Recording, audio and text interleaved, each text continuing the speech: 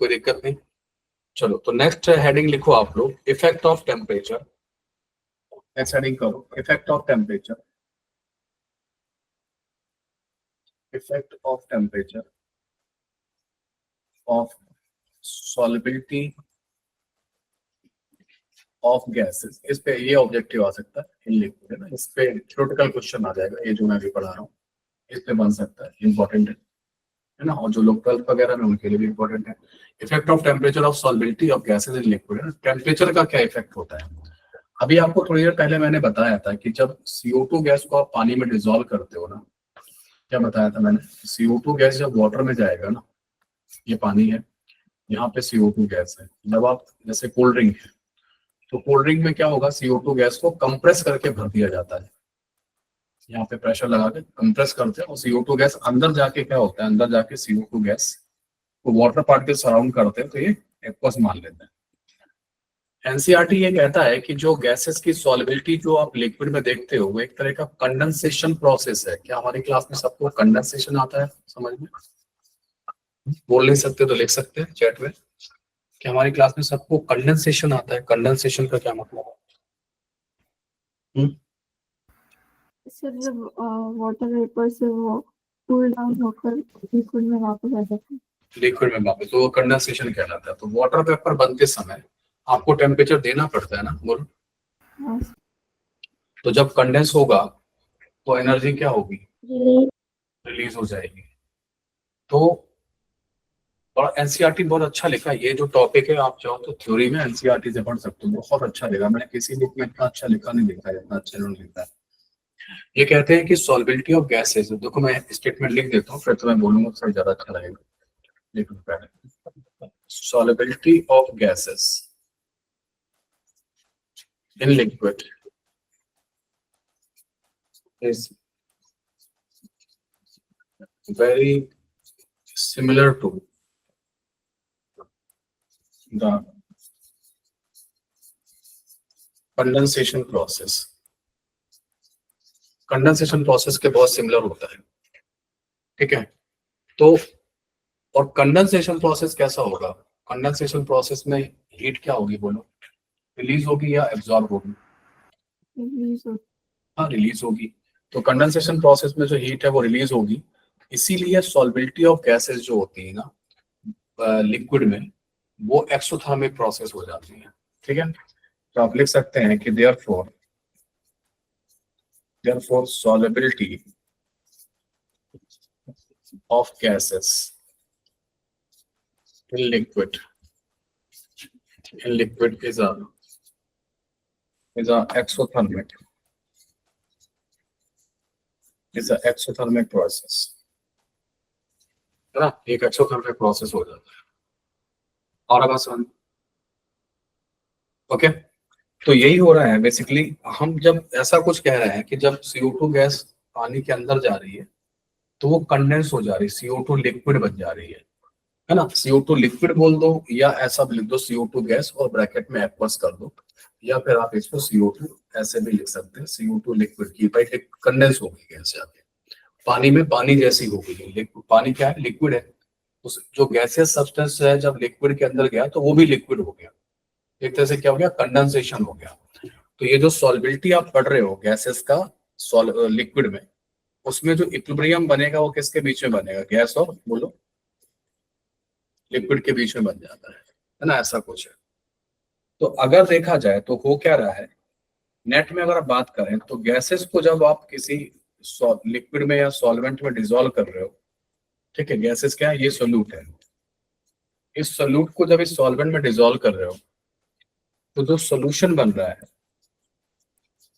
ठीक है ना, तो सोल्यूशन बनने के बाद हीट रिलीज हो रही है ना, और हीट रिलीज होने की वजह से, ठीक है, यहाँ पर जो हीट होगा वो किसका पार्ट हो जाएगा बोलो, प्रोडक्ट का पार्ट हो जाएगा, है ना। एक्सोथर्मिक रिएक्शन में हीट जो होता है वो प्रोडक्ट का पार्ट होता है, एंडोथर्मिक रिएक्शन में हीट जो होता है वो रिएक्टेंट का पार्ट होता है। तो अब बताओ, अगर टेम्परेचर बढ़ाने का मतलब क्या हुआ बताओ,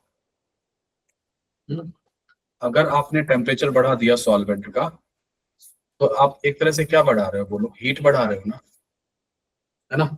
और हीट बढ़ाने से क्या होगा, बोलो, ये प्रोडक्ट बढ़ाओगे, प्रोडक्ट बढ़ाने से इक्विलिब्रियम कहाँ आएगा बताओ, बोलो, कोई बोलेगा?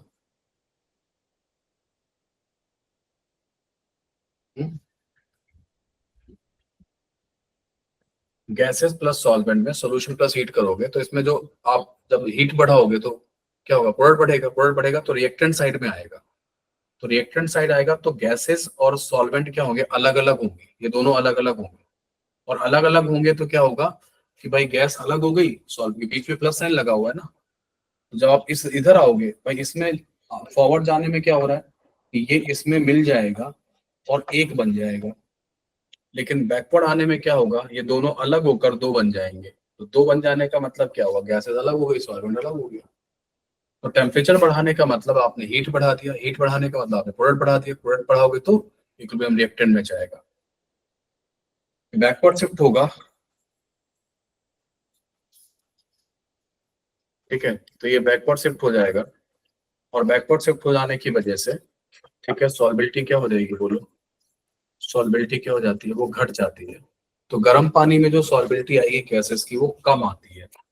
ठीक है, और टेम्परेचर अगर आपने क्या किया, कम कर दिया, टेम्परेचर कम कर दिया तो हीट क्या हो जाएगी, कम हो जाएगी, ये प्रोडक्ट कम हो जाएगा, तो ये कहाँ जाएगा, फॉरवर्ड शिफ्ट होगा, फॉरवर्ड शिफ्ट होगा, फॉरवर्ड शिफ्ट होने पर क्या हो जाएगा, फॉरवर्ड शिफ्ट होने पर गैसेस सॉल्वेंट में डिसॉल्व होकर सॉल्यूशन बना लेंगी, और सॉल्बिलिटी क्या हो जाता है, बोलो, कोल्ड ड्रिंक कहाँ रखता है ना, शॉपकीपर कोल्ड ड्रिंक को कहाँ रखता है, फ्रिज में रखता है ना। हम्म, बोलो, क्यों रखते हैं फ्रिज में, आया समझ में क्यों रखते हैं, ताकि जो CO2 गैस उसके अंदर है वो किसके अंदर डिजॉल्व है बताओ। हम्म, हाँ हाँ, वो CO2 गैस लिक्विड में डिजॉल्व है, तो उसको भी, उसने भी हेनरी लॉ पढ़ रखा होता है। तो टेम्परेचर कम करने पर क्या होता है, हीट कम हो जाती है, हीट कम होने से फॉरवर्ड जाएगा, फॉरवर्ड जाएगा तो गैसेस सॉल्वेंट में मिलेगी और क्या बनाएगा, सोल्यूशन बनाएगा, और इस तरीके से बनेगा। तो कम टेम्परेचर पर ही गैसेस की सॉल्बिलिटी ठीक ठाक होती है, ज्यादा टेम्परेचर अगर आपका पानी गर्म है तो उसमें गैसेस कम डिजॉल्व होगी, बल्कि गैसेस बाहर निकलेगी। तो अगर आपको पानी के अंदर जो गैसेस है उनको बाहर निकालना है तो वाटर को क्या करना चाहिए आपको, बोलो। हम्म? बोलो क्या करोगे, अगर पानी के अंदर जो गैसेस डिजॉल्व है उनको बाहर निकालना है तो क्या करना चाहिए वाटर को, हाँ, वाटर को हीट कर दो, हीट करोगे तो सॉल्बिलिटी क्या हो जाएगी, गैसेस की कम हो जाएगी, बाहर निकल जाएगी। और आप चाहते हो कि वाटर के अंदर सॉल्बिलिटी क्या हो जाए, बोलो, वो बढ़े, तो उसका टेम्परेचर क्या रखो, कम रखो, आ जाएगा इस तरीके से, है ना। जो हमारा सी सरफेस है, मतलब सी जो कोस्टल सिटीज जानते हैं, जहाँ पे जैसे मुंबई हो गया, बैंगलोर हो गया, जहाँ पे समुद्र है, ठीक है ना, तो जो कोस्टल सिटीज कहलाते हैं, द्वीप जिनको बोलते हैं, तो जिनके आसपास पानी है, समुद्र वगैरह इस तरीके की चीजें हैं, उनके जो क्लाइमेट होते हैं ना वो काफी अच्छे क्लाइमेट होते हैं, मतलब वो ना ज्यादा गर्मी होती है ना ज्यादा सर्दी होती है।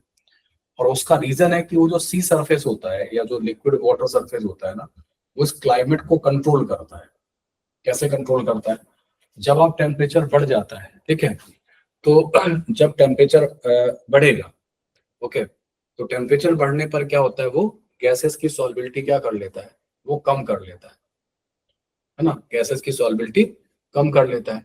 और इस तरीके से क्या होगा कि जो एनवायरमेंट में जो वो गैसेस हैं, कौन सी गैसेस हैं, ग्रीन हाउस गैसेस जो है, जिनसे जिनसे टेम्परेचर बढ़ता है, उनकी सॉल्बिलिटी पानी में कम हो जाती है, तो एनवायरमेंट क्या हो जाता है, एनवायरमेंट का टेम्परेचर कंट्रोल हो जाता है।